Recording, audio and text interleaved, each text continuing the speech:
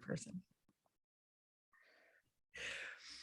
Hello and welcome everyone to Alta Live. My name is Beth Spotswood. I am the digital editor of Alta Journal. I am so excited to welcome you here today to Alta Live. It takes a second for our audience to fill in. So while that happens, let me take care of some brief housekeeping. Today's guest, I'm so excited to welcome Andrea Thabet. Andrea is a historian, writer, researcher, and historic preservation consultant specializing in Los Angeles, urban and public history. She's here today to share with us her expertise in a number of different things, but especially the histories and stories of three Los Angeles women whose accomplishments aren't celebrated nearly enough. Their names are Miriam Matthews, Dorothy Chandler, and Grace Simons.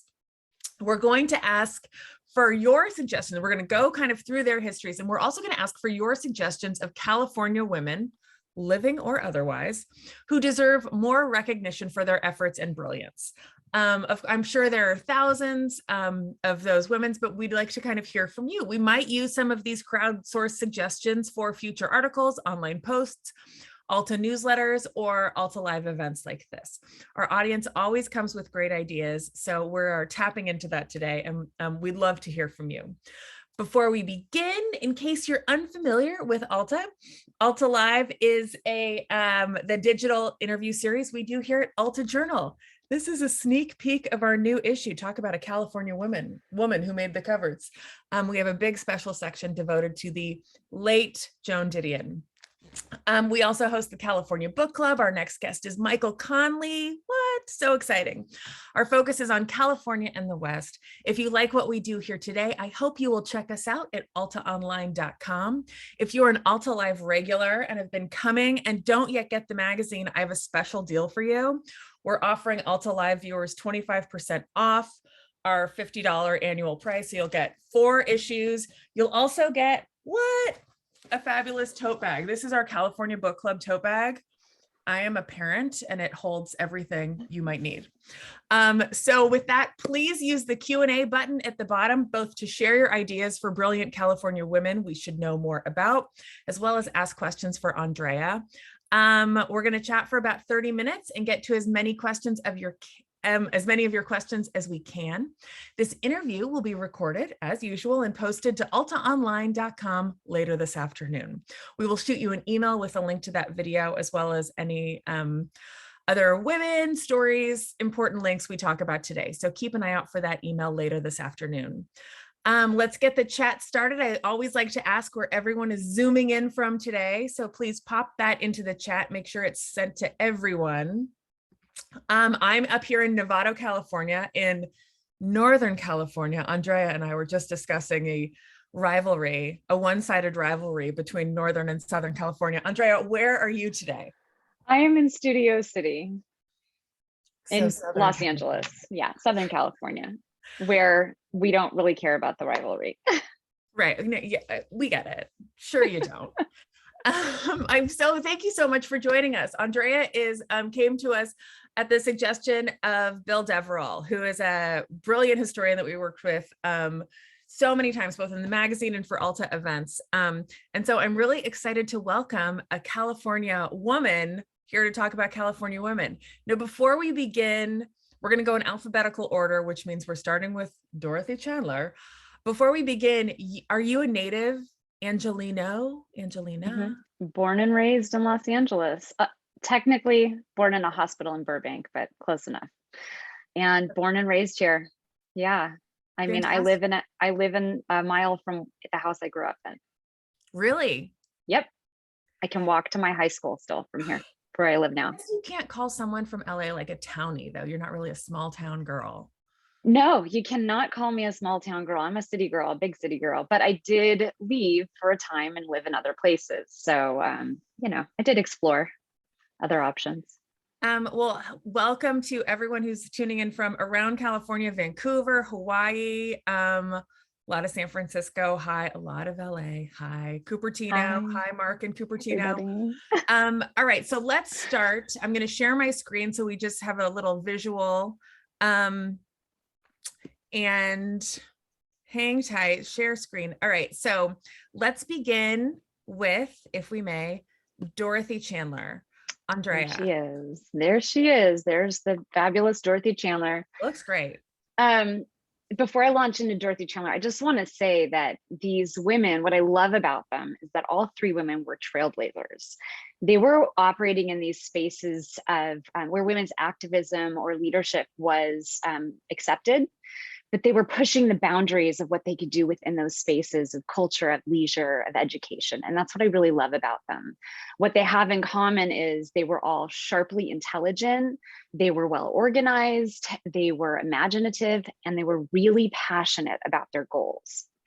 And they all left their mark on Los Angeles. And that's why they're just incredible women to be studying. So starting with Dorothy Chandler, most people recognize her name from the Dorothy Chandler Pavilion, which is at the Music Center and was named in her honor.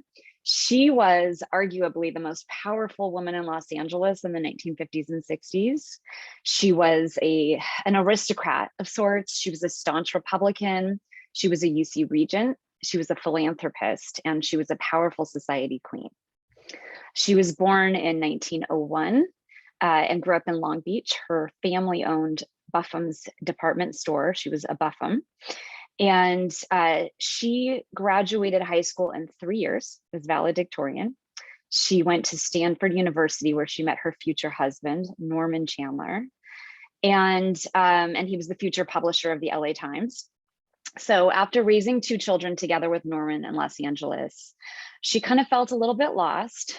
She started attending USC, taking journalism classes. She eventually began working at the LA Times, and she became a vice president and director.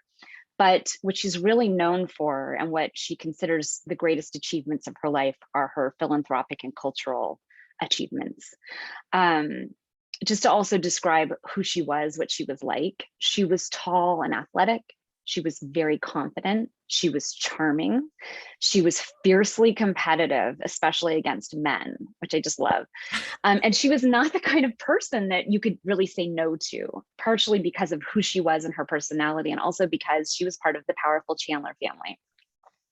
And those who knew her best called her by her nickname, Buff, but never Buffy. If you called her Buffy, you were on her bad side. So her achievements are that she literally reshaped the cultural landscape of Los Angeles.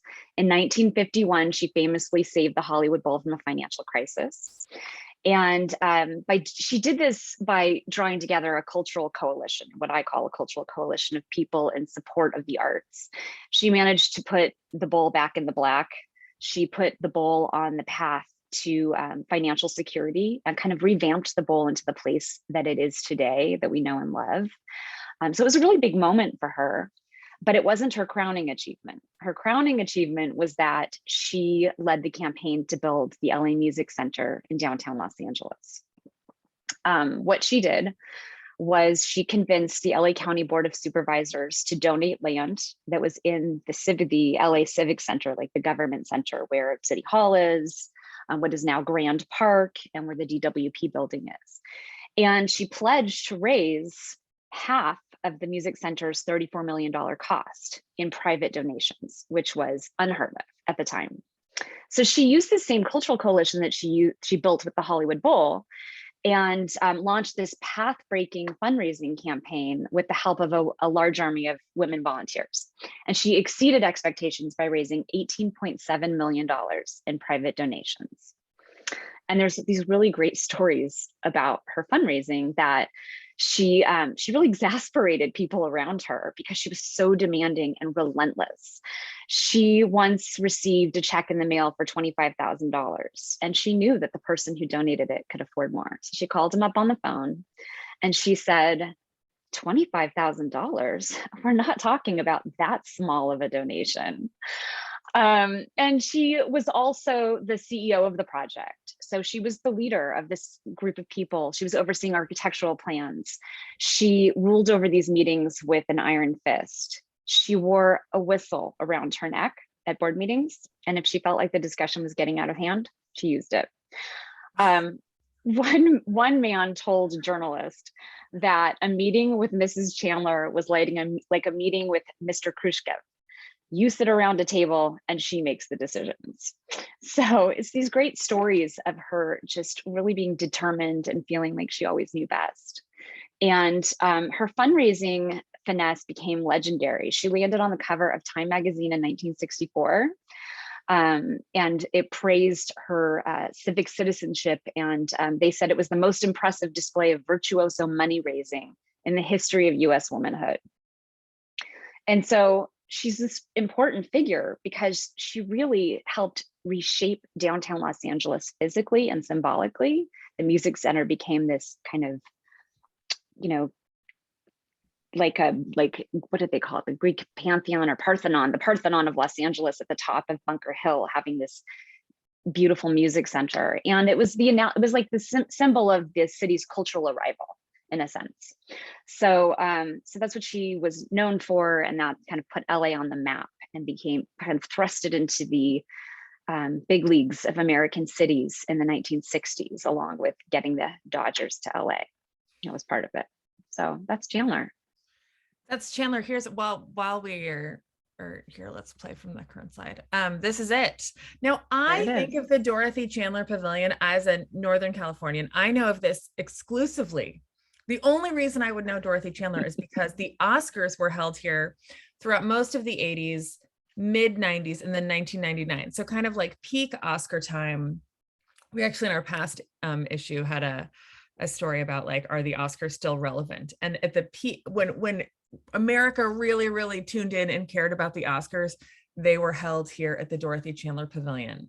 Yeah. So she definitely has name recognition. I did not know about that past. She reminds me a little bit of the still alive San Francisco powerhouse, Dee Dee Wilsey. I don't know if that's accurate to anyone else, but okay, great. Let's move on.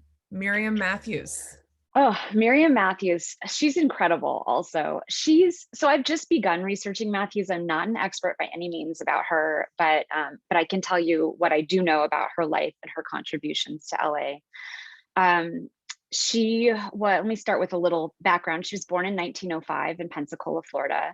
She and her family moved to LA in 1907 to escape the constraints of a segregated South.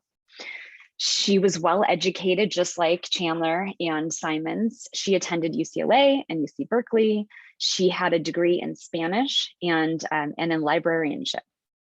So instead of— I pop in with a question? Yeah, Andrea? Of course.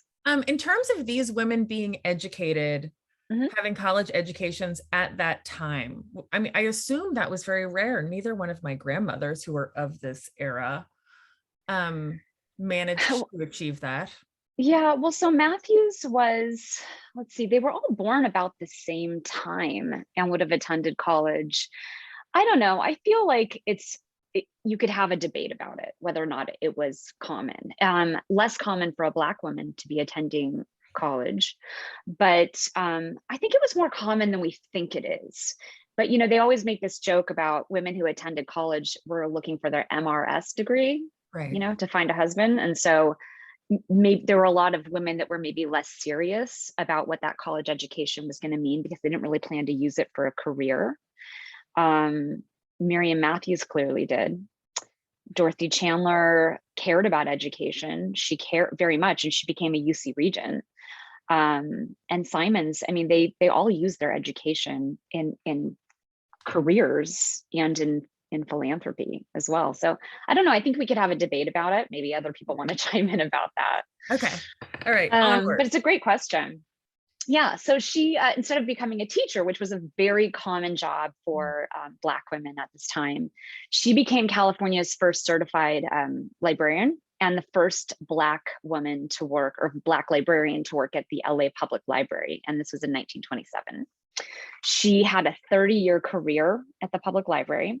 She started just as a librarian. She quickly became a branch manager at a number of different branches, including Vernon. And she eventually became a regional manager overseeing 12 libraries. So there's this really great article on Lost LA on KCET's website that says that she was considered the dean of Los Angeles Black history. So what she did was she approached her position as a city librarian as an opportunity to document and to preserve Black history and literature. And she used that position also to elevate Black authors, artists, and creators. She created rare displays of books and documents, photographs. She was collecting photographs. She sponsored book clubs, public lectures, art exhibits by Black artists. She even taught some classes at the public library. She had a column at the California Eagle, which was LA's premier Black newspaper at the time. And she wrote a column from time to time, and she wrote on Black history in both the California Eagle and the LA Sentinel, which was one of LA's other Black newspapers. So this, in the library setting, she was really significant in building Black history and connection, the Black collections there. Her achievements went beyond the library setting, though. She and local Black artist Beulah Woodward launched a Black Art Association in the 1930s. And they put on some public exhibits and basically gave opportunities for Black artists to show their work at a time when there was no other Black art association in the city at the time. And then in 1950, she and Woodward also launched a Black art collective where in downtown Los Angeles that had an interracial roster, and informally became a Black, she represented Black artists kind of as an unpaid agent in a sense. So she started collecting Black art. She started showing their work. She started buying and selling Black art, and she was also able to build her own art collection. She had over 500 pieces of art in her personal collection by the time she died in 2003. So she's really significant in the history of Black arts in LA. And there's one more thing she did that was really significant as well. She worked to make the mixed race founding of Los Angeles visible. So this is really significant. She was invited to join the LA Bicentennial Commission in the late 1970s. And her top priority was creating a proper plaque that acknowledged this mixed race founding of Los Angeles. She felt that the original plaque that was down on Alvera Street did not, it basically kind of alluded that it was, that Los Angeles was founded by Spaniards, and ignored that there was actually Indian and Black founders as well.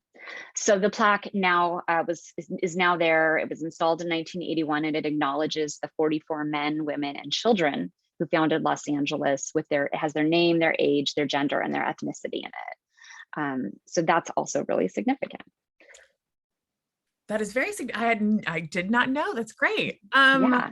Love that fact. All right, we're going to move to our the last woman on our list. Then Andrea is going to come back, tell us some fun stories about each of these women.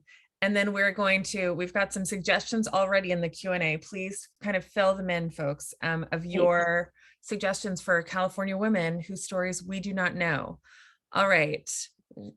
Finally, on our official list, we have Miss Simons. There are very few pictures of her. You're telling us at Alta, we struggled to find and slightly make this one clearer. This is all we could find. I know. This is on the Echo Park Historical Society website because they're one of the few people who's said 2 words about her. She's hard to locate. And actually I think I searched in the public library for photo archives, and I only came up with, I think it was a few pictures of a party in the 70s that got together former employees of the California Eagle. And it was tiny little frail Grace, this redheaded Jewish liberal, or I would say leftist actually, woman, and all of these tall Black men and women in this picture. So it was just her and her colleagues. I mean, those are the only photos I can find of the woman. And there are archives at USC for the Citizens Committee to Save Elysian Park, which is what was Grace's big accomplishment or big achievement, how she shaped Los Angeles. So she was this Jewish leftist, this savvy journalist. She was a social justice advocate, and she was really well educated. She was charming, intelligent, all the same as the other 2 women. She was born into a wealthy family in 1901 in Chicago. And at the age of 24, she traveled to Shanghai She followed her big sister, Raina, who was working in Shanghai as a communist organizer. And Grace, while she was working for a French news agency, I believe, as a journalist, she met her soon-to-be second husband, Frank Glass, who was a Trotskyist and a communist organizer.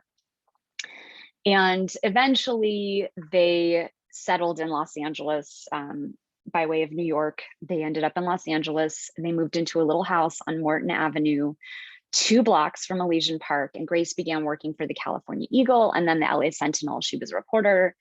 She was an editor there. She worked really hard. She was great. Very prolific in both papers.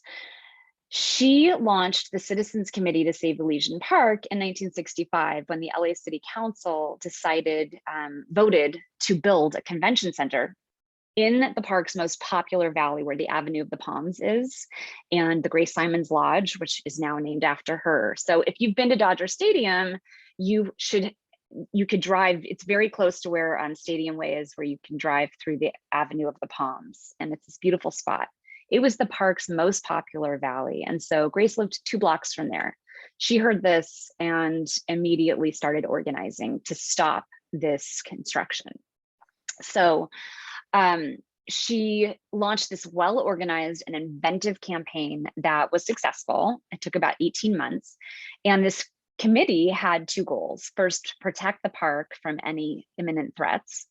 And then also to chart kind of a new environmental course for park policy in Los Angeles, because they saw this redevelopment project as a threat to all public parks in LA. And at the time, LA was this park poor city that really did not have enough green spaces for its residents. And she even argued that this park was basically the backyard of people who were apartment dwellers and couldn't afford large backyards, and they were trying to take away what was essentially LA's backyard. So what she did was she built this cross-class and multiracial alliance. The Citizens Committee had supporters from every zip code in LA, from the poorest neighborhoods to the most affluent. She built this very savvy public relations campaign through media, through print, radio. She had the support of some of the city council members, LA County Board of Supervisors. She had the support of a Supreme Court justice who was an environmentalist. Author Ray Bradbury was a supporter. Architect Richard Neutra was a supporter, and photographer Julius Schulman was also a supporter. She put together this grassroots campaign that relied on a lot of civil rights movement type tactics and direct action. So they won this battle through letter writing campaigns, through rallies and political and legal actions. And they framed this as a class battle, really, like I said, about trying to take away poor people's backyard, basically. So I could tell you some stories about some of the campaign, or we can save that for in a minute. But one of the greatest things about Grace is that her appearance was deceiving. She was this tiny, old, retired Jewish woman who she was really petite, but she was fierce.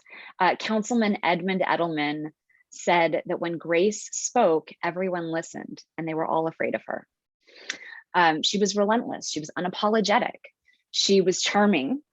And she was courteous, but this did not stop LA Mayor Sam Yorty from calling her a bleeding heart at the time and impugning her character in the pages of the LA Times. So, this woman was fierce. She was successful. The LA City Council 18 months later voted to put the convention center somewhere else, and as we know, it's down on Figueroa. So it's kind of this story about grassroots pushback for urban redevelopment, urban renewal, and questioning, whose interests do these big civic projects serve? That was a big part of that. And asking LA to think about redevelopment with the human element first and foremost. So, and she reshaped also the approach to park policy in LA. So that's kind of how she put her mark on Los Angeles, and no one knows who she is. It's interesting. It's so difficult to find information about her online. And in fact, the lodge is named after her and it It appears to is. be a very popular wedding venue. So when It looking for photos is. of her, it's just other people's weddings. Yeah, I noticed it that is. with these three women, just as we look at their photos, they all, I mean, I'm sure it's the style of the day, but it seems like women to be successful and to be listened to at that time needed to be very well presented. And you've mentioned charming and Charming. educated and, Hmm. present themselves with the beautiful, they all have like their beautiful collars and their makeup and the hair and everything. Um, do you find that, I mean, and of course that's just part of being a woman, that we have to present ourselves in a different way than men do. But is that something that you have seen just as a historian? Women must, to be taken seriously, to be listened to, especially when dealing with bureaucracy. Each of these women tried to shape their own corners of LA, be it libraries or a park or a music center. They really had to put on a costume and a whole look Yeah. to Hmm. get anyone to listen to them and take them seriously, and have gone to Stanford and UCLA and. Yeah, there's definitely something to that. Certainly they were women of their time. They knew how to present themselves to be taken seriously. Absolutely. And I certainly think, any other woman on our Zoom today could probably tell you that maybe they felt the same in their own careers or life experiences. But certainly these women did, presentation was very important. And, for Chandler, she was kind of this regal woman as it was. So Yeah. appearance was very important because of her position as the wife of the LA Times publisher, and her social position. That all mattered very much. I think Black women, any any of them had to present themselves, a certain way, also educated, charming, proper. There's actually this great story of another story that's not well told or heard of the women who led the fight they were involved in the Santa Monica Mountains Conservancy, kind of Grace Simon's contemporaries in a sense, 60s, 70s, 80s, at stopping development in Santa Monica Mountains and trying to preserve open space there. And the stories that I've read about them from some papers is that they were very proper. They went down to City Hall to make their arguments with their proper outfits and their pearls and their purses, and they were always charming and courteous. And one of the LA City councilmen remarked on this, how even if they didn't agree, it was always lovely to speak with them.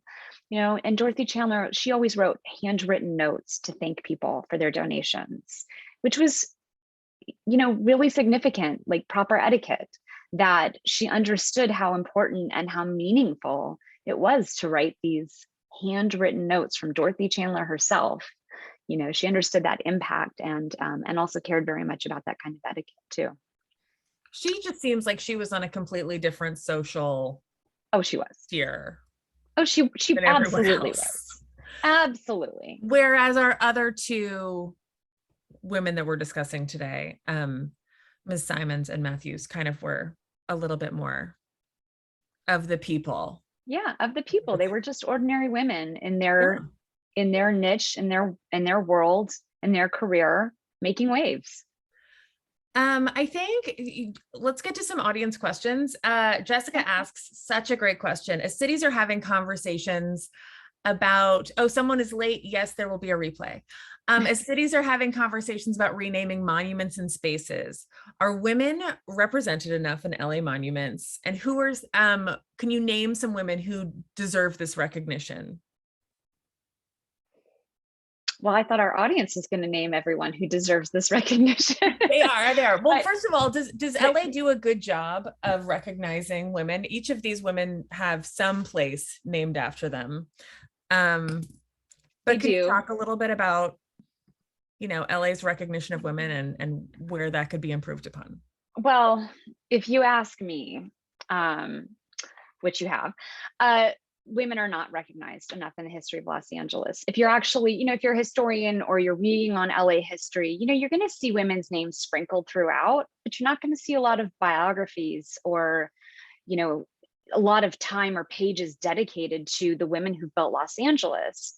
But Dorothy Chandler, Grace Simons, Miriam Matthews, these women they built Los Angeles just as surely as William Mulholland and Harry Chandler and Eli Broad have. They were significant. And there's not enough gender history of Los Angeles. You know, Los Angeles history, there's so much left to uncover, discuss, publish about, but gender in Los Angeles history, absolutely not enough. You know, women who built Hollywood, I could name a few more. So the Hollywood Bowl founding, there were two very important women that were part of the founding. And that was Christine Stevenson, who eventually didn't get along with some of the founders of the Hollywood Bowl and went across the street and built what is now the Ford Theater. It used to be the Pilgrimage Play Theater. She took her own money and she purchased the land. She constructed a theater. She paid for the development of some religious plays and put them on at the theater herself before she died an early death. Artie Mason Carter was one of the founders of the Hollywood Bowl. It's a complex story about how she kind of came in with the founders, but she is the one who came up with the idea to launch Summer Symphonies Under the Stars in 1922. This is the 100th anniversary of the Hollywood Bowl's Summer Symphonies Under the Stars this year. And it was Artie Mason Carter's idea. And the board did not support this idea to put on a series of weekly concerts for 8 weeks in the summer in 1922, but it was her idea. And her name, I mean, she's acknowledged the bowl, absolutely. In all the writings of the bowl, she's acknowledged. But if you're not reading about the history of the bowl or going to visit the museum there, you're not learning about her. And she's really significant. And there's some other women that were leaders, the cultural leaders at the bowl, that kind of thing. Women on on commissions, on different like public commissions for LA that served in various capacities. Yeah. So. And there are, of course, I mean, all sorts of people deserve recognition, and you know, I'm sure everyone's got an opinion, which is why we're going to get to some audience opinions. Okay, so here's some suggestions. Ellen Browning's Scripps has come up a number of times. Scripps Institute, presumably, is she too famous for our list? She's in San Diego. I like that we're branching out. If I may make if I'm allowed to make my submission, is Elizabeth Twilliger, an environmental activist. It's my cat, an environmental activist here in Marin County. She famously got Ronald Reagan, this is when I was a child, obviously, to flap his wings like an American bald eagle. And she was an impassioned environmental activist and educator for small children in the Bay Area and beyond in the 1980s. So Elizabeth Twilliger, when I brought her up to the Alta team, expecting everyone to know who she was, I was appalled that no one had heard of her. I love it. So that's my suggestion. Amy Semple McPherson. Oh yeah, yes. Wait, I might have a book about her right in front of me. I don't know if I can dig it out. We will send everyone our Alta article about her. She's also featured, a version of her is featured in the Perry Mason series on HBO, for which your colleague and our Alta friend, Bill Deverell, is a historical consultant. Yeah. All right, we've got other suggestions. Julia Morgan, Phoebe Hearst, Minerva Hoyt, a preservationist who pushed politicians to establish Joshua Tree, Death Valley, and the Anza Borrego Desert Parks. I love it. Minerva Hoyt, I've never heard of. Me neither. Julia Morgan, yes. Rhoda Goldman. Who's Rhoda Goldman? Tell us more about Rhoda. Sheila. Virginia Robinson. I need more info. You're a historian. So while I don't know everybody kind of comes up with these lists, these are great. And you know what, why don't we'll just make a list of these. And if you want to go do your own research, we will as well. I mean, there might be hidden Alta stories in here for us to use here. I'd like to nominate my sister, Camille Lombardo, recently retired executive director of Friends of the Griffith Observatory. Love it. She was a mover and a shaker within LA City Council for renovation and historical preservation of the observatory. Well, that is very cool, Lynn. Thank you for sharing that with us. A question for you, kind of as we wrap up, Andrea. As a historian, are you seeing in recent years a willingness and effort to better center the stories and the histories and the impacts of people from marginalized communities, be they women, Black or Indigenous people, Asian American, Pacific Islander, LGBTQ+, people who formed pre-state, pre-colonization, and post. Are you seeing a concerted effort or a willingness to kind of start to center those stories more than we have in the past? Yeah, I think there's certainly a movement to decolonize your reading list or your syllabus by really examining who's on your reading, who are you assigning to your students, who are you, is it all white men, and are all the topics about white men or whatever, if if we're talking about history, and elevating those stories, pulling different stories and pulling from different authors than kind of these other standard lists that have been out there. There's a lot of amazing new work that's coming out and that has been coming out for several years. The academic publishing world works a little slow, so might take a little while to see some of those stories. But there's a lot of historians doing some really great work in highlighting those stories. Keisha Blaine is a historian who was part of the 400 Souls, about building America, the Black souls that built America. There was this Madam C.J. Walker. There's been books and there's been things written about her. She was the first Black millionaire. And there was a Netflix series, I think, about her recently. So I think these stories are coming out. I'm actually going to show you a book that I've been using in my own work. It's all marked up.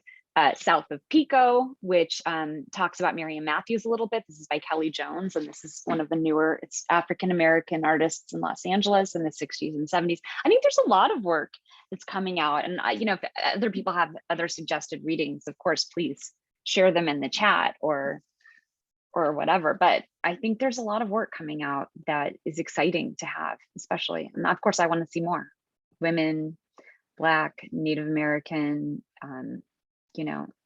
Latinx, all of it. Fantastic. I'm interested. Give me all the stories. Same.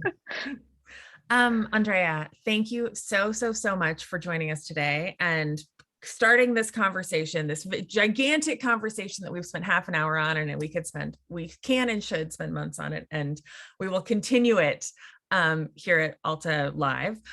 Before everyone bounces, please don't forget, we have Kate Sessions, a botanist and horticulturist in San Diego. I love reaching out of beyond San Francisco and LA. Let's keep doing that. Don't join us next week. We're more history, this time very different. The Olympia oyster. We're going to learn about the Olympia oyster, the native oyster of the West Coast, with a oyster historian, believe it or not, in all seriousness. Yes, we're doing this next week. It's going to be fun and animally, so please come join us for that. Again, don't worry, this will be recorded. We're going to shoot you an email as well as post the recording of this episode to altaonline.com later today.